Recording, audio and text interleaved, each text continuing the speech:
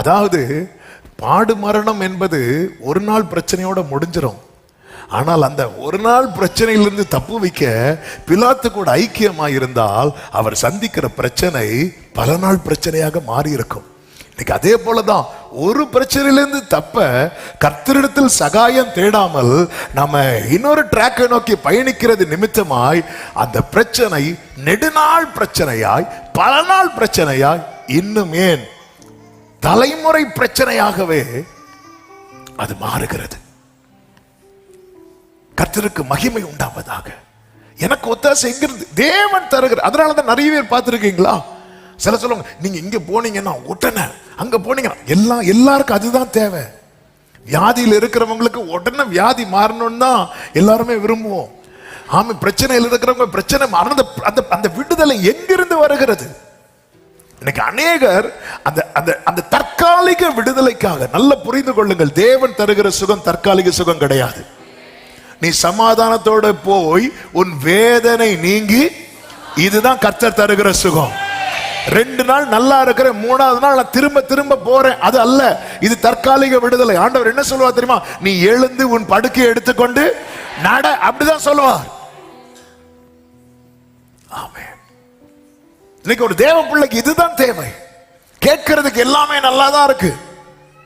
அதனாலதான் ஏசாயா கர்த்தருக்கு மகிமை உண்டாவதாக அதனுடைய 8வது அதிகாரம் 6, 7, 8 வசனங்களிலே சொல்லப்பட்டிருக்கிறது. இந்த ஜனம் மெதுவாய் ஓடுகிற சீலோவாவின் தண்ணீர்களை என்ன பண்றாங்க? அசட்டை பண்ணி. வாசிங்க.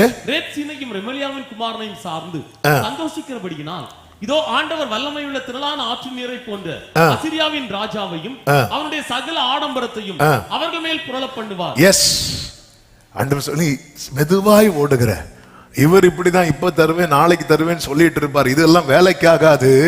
நம்ம இன்னொரு டீமை சார்ந்து கொள்வோம், இன்னொரு கூட்டத்தில் போய் சேர்ந்து கொள்வோம். இது என்ன ஆகுது அப்படின்னா, ஒரு பெரிய பிரச்சனையில போய் முடிய போகுது என்று ஆண்டவர் ஏசாயா தீர்க்கதரிசியை கொண்டு வான் பண்ணுகிறார். சவுலை பாருங்கள். சவுலுக்கு எல்லாம் பிரச்சனை மேல பிரச்சனை வர ஆரம்பிச்சிட்டு, இப்பொழுது அவன் என்ன பண்றான்னா, எனக்கு ஒரு வார்த்தை வேணும்னு தேட ஆரம்பிக்கிறான். இதுவரை தேடாதவன் இப்பொழுது தேட ஆரம்பிக்கிறான். 1 சாமுவேலின் புஸ்தகம் 28வது அதிகாரம் அதனுடைய 6, 7 வசனங்களிலே சவுல் கர்த்தரிடத்தில் விசாரிக்கும் போது கர்த்தர் அவனுக்கு சொப்பனங்களிலாவது ஊரிமினாலாவது தீர்க்கதரிசிகளினாலாவது என்ன செய்யவில்லை? மறு உத்தரவு அருளவில்லை. நல்ல கவனிங்க. நான் ஆண்டவர்கிட்ட தேடி ஆண்டவர்கிட்ட ஒரு வார்த்தைக்காய் காத்திருந்து எனக்கு பதில் வரலன்னா நான் என்ன தெரியுமா செய்யணும்? ஏன் பதில் வரல, இதை பார்த்து சரி பண்ணணும். ஆனா சவுலுக்கு இதை சரி பண்ண மனம் இல்லை. அவன் என்ன செய்தான் தெரியுமா? அடுத்த வசனத்தில் சொல்லப்பட்டிருக்கிறது, அப்பொழுது சவுல் தன் ஊழியக்காரரை நோக்கி, அஞ்சனம் பார்க்கிற ஒரு ஸ்திரீயை தேடுங்கள், நான் அவளிடத்தில் போய் விசாரிப்பேன் என்று ட்ராக்க மாத்துறான். ஏன்? நான் ஜெபம் பண்ணி பார்த்தேன், எனக்கு கிடைக்கல. நான் வார்த்தையை தேடி தேடி பார்த்தேன், எனக்கு கிடைக்கல. அதனால என்னாச்சு? நான் ட்ராக்க மாத்தினேன். ட்ராக்க மாத்தி போனான் அல்லவா, அவன் நினைச்சது போல காரியம் நடந்தது போல இருந்தது.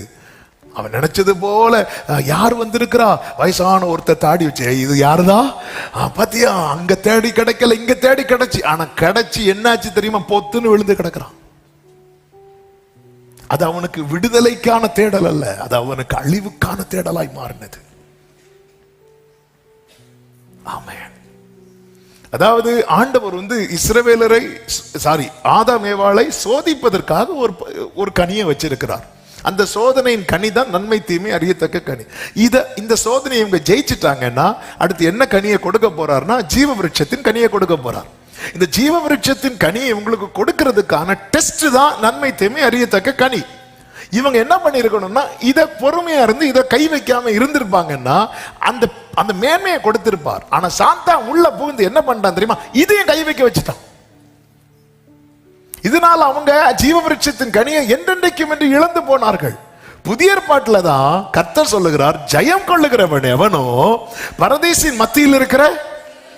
அப்ப நிச்சயமா இந்த பரீட்சையில ஆதாமும் ஏவாளும் ஜெயிச்சிருந்திருப்பாங்கன்னு வைங்களேன். ஜெயிச்சிருந்திருப்பாங்க. கர்த்தர் எதை கிஃப்டா கொடுத்திருப்பார் தெரியுமா? ஜீவவிருட்சத்தின் கொடுத்திருப்பார். நம்ம இப்படி கஷ்டப்பட வேண்டிய ஒரு அவசியமும் வந்திருக்காது. கையில மாட்டட்டும் அப்படிதான் நமக்கு தோணும். ஒரு பழத்துல போய் எங்க வாழ்க்கையை முடிச்சிட்டீங்களே. அதான் ஹல்லேலூயா. ஆமென். ஒரு சின்ன காரியத்தை செஞ்சதுனால தலைமுறையா கஷ்டப்பட வேண்டிய ஒரு சூழ்நிலை இருக்கு. அந்த ஜெயம் கொள்ள கொடுக்க கூடாதுன்னு எதுவுமே வைக்கல. கொஞ்சம் பொறுத்துக்கோ, கொஞ்சம் பொறுத்துரு. அதனாலதான் ஒரு தேவ பிள்ளை இதை புரிந்து கொள்ளணும். ஆண்டவர் நீங்க தராத சுகம் கிடையாது. டெம்பரரி. இன்னைக்கு நல்லா இருக்கிறது போல இருக்கும், ஆனா நாளைக்கு அது ஒரு பெரிய கட்டுல போய் மாட்டிக்கொள்வாங்க. சொல்லுவோம், இங்க போய் மந்திரம் பண்ணுங்க, அங்க போய் இவங்களை பாருங்க, இங்க போய் இதை பண்ணுங்க, உடனே பாருங்க அவங்க போய் சொன்னாங்க, அப்படி உடனே எல்லாமே கட்ட கட்ட கட்ட கட்ட நடக்கிறது போலதான் இருக்கும். ஆனா அது ஒரு பெரிய ட்ராப். அது இன்னைக்கு தேவ பிள்ளைகளுக்கு ஆவியான ஒரு எச்சரிக்கிற வார்த்தை இது. மெதுவாய் ஓடுகிற சீலவாமின் தண்ணீரை நீ அசட்டை பண்ணாத. அது மர நுகத்தை மாற்றி இரும்பு நுகத்தை கொண்டு பண்ணும். ஆமென். மர நுகத்தை சுமந்து, அதாவது இரும்பு நுகம் ஏறும்போது நம்ம மனசு என்ன சொல்லணும்? இதுக்கு அந்த மர நுகமே பரவாயில்ல. அதாவது தேவன் திராணிக்கு மேல எதுவுமே தோல்ல ஏத்த மாட்டார். ஆனா இன்னைக்கு திராணிக்கு மேல நம்ம தோல்ல ஏறதுக்கு காரணம் என்ன தெரியுமா? நாம இன்னொரு பாதையை தெரிந்தெடுத்தது. அவர் ஃபர்ஸ்ட் சிம்பிளா தான் அதை தூக்கிட்டு எரேமியாவால நிக்க முடியுது, பேச முடியுது, எல்லாம். அப்போ ஒரு நுகம் தோல்ல இருக்குது, கர்த்தர் வச்சிருக்கிறார். புலம்பல்ல ஒரு வசனம் இருக்கு பாருங்க. புலம்பலின் புஸ்தகம் 3வது அதிகாரம். எரேமியா புஸ்தகம் முடிந்து வரும். புலம்பல் 3வது அதிகாரம் அதனுடைய 27 முதல் வாசியுங்கள். தன் இளம் பிராயத்தில் நுகத்தை சுமக்கிறது மனுஷனுக்கு நல்லது. அவரே அதை தன்மேல் வைத்தார் என்று அவன் தனித்திருந்து மௌனமாய் இருக்க கடவன். அடுத்த வார்த்தை, நம்பிக்கைக்கு இடம் உண்டோ என்று தன் வாயை தூளில் நுழைந்து. அடுத்த வார்த்தை 31, ஆண்டவர் என்றென்றைக்கும். அதன் அர்த்தம் என்ன? இந்த நுகம் என்னைக்குமே இருக்காது. அடுத்த வார்த்தை, அவர் சஞ்சலப்படுத்தினார், தமது மிகுந்த கிருபையின்படி இறங்குவார். ஆமென். அடுத்த வார்த்தை, அவர் மனப்பூர்வமாய் மனுபுத்திரரை சிறுமையாக்கி. அவன் மனப்பூர்வம், இவன் கஷ்டப்படணும் அப்படின்னு படுத்தினதல்ல. கர்த்தர் ஒரு நுகத்தை நம்ம மேல ஏற பண்றாருன்னா அதுக்கு பின்னாக ஒரு பெரிய திட்டம் இருக்கிறது. அதனால அவர் அனுமதிச்சிருக்கிறார். இயேசு இந்த பாத்திரத்தை விட்டு நீங்க கூடுமானால் நீங்கும்படி செய்யும் என்று ஜெபம் பண்ணி முடிச்சிட்டு வரும்போதே அந்த பாத்திரத்தை தட்டி விடுறதுக்கு பேதுரு கத்தி எடுத்தான்ல. இப்படி தட்டி விடுற நிறைய பேர் வருவாங்க. நமக்கு அவங்கள தான் ரொம்ப பிடிக்குது. இல்ல பேதுருவே, பட்டயத்தை உரையில போடு. ஆமென். தேவன் தராத விடுதலை யாரு தந்தாலும், யாரு தரணும் நினைச்சாலும் அதனுடைய விளைவு என்ன அப்படின்னா, மர நுகம் மாறி இரும்பு நுகமாகும். ஆண்டவர்கிட்ட நான் தேடினேன், எனக்கு கிடைக்கல. எனக்கு ஆண்டவர்கிட்ட தேடி கிடைக்காததும் நான் என்ன பார்க்கணும்? எங்க இது கட்டாச்சு? ஆமென். பைப்பு டேப் திறந்து பார்க்கிறேன், தண்ணி வரல. உடனே என்ன பண்ணும்? டேங்க்ல தண்ணி இருக்குன்னு தெரியுது, டேப்ல தண்ணி வரல. லைனை தானே சரி பண்ணணும். இந்த சவுல் அதுதானே பண்ணி இருக்கணும். இவன் என்ன பண்றான் தெரியுமா? ஈஸியா எப்படிப்பா நடக்கணும்? அந்த குறி சொல்ற தேசத்தை விட்டு குறி சொல்றவங்களை துரத்துனது யாருதான்? சவுல். கர்த்தரோடு உறவுல இருக்கும் போது குறி சொல்றவங்க யாரும், நாள் பார்க்கிறவங்க, குறி சொல்றவங்க ஒருத்தர் கூட என் எல்லையில் இருக்கக்கூடாதுன்னு துரத்துனவன் இவன் தேவனோடு உள்ள உறவு துண்டிக்கப்பட்டாகிவிட்டது. இது இது இது இது பிரச்சனைக்கு ஒரு நிரந்தர தீர்வு கிடைக்க மாட்டேங்குது. என்ன பண்ணலாம்? சரி, எல்லாரும் போற ட்ராக்ல நம்மும் போலான்னு சொல்லிட்டு இவன் கொண்டு வரான். அதனாலதான் வேஷம் மாறி போறான். சவுல் சொன்னா அவ சொல்ல மாட்டான், எனக்கு தெரியாதுன்னு சொல்லிடுவா. ஏன்னா சவுல் தான் துரத்தி இருக்கிறான். தேவன் தருகிற விடுதலை அது மெய்யான விடுதலை. பதில் இல்லையா? ஏன் வரல எனக்கு பதில்? எல்லாரும் ஜெபம் பண்ணும் போது பதில் கொடுக்குறீங்களே ஆண்டவரே, எல்லாருக்கும் சொப்பனத்தினாலாவது தரிசனத்தின ஏதோ ஒரு விதத்துல நீங்க பேசுறீங்களே, கன்ஃபார்ம் பண்றீங்களே ஏதோ ஒரு விதத்துல.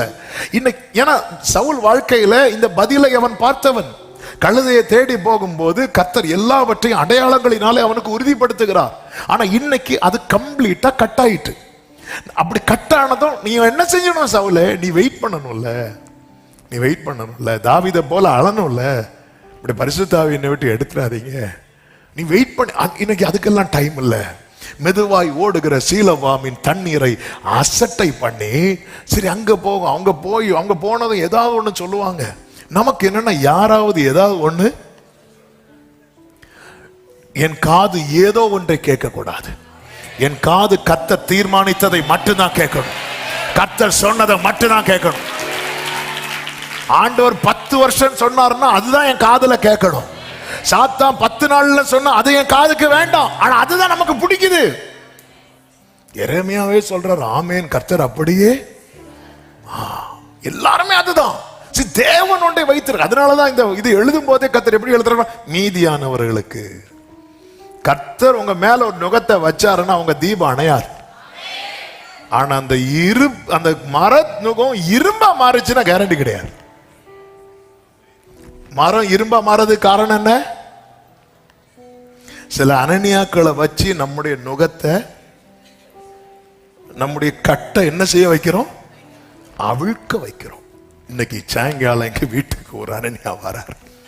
எதுக்கு? கட்ட அவிழ்க்க.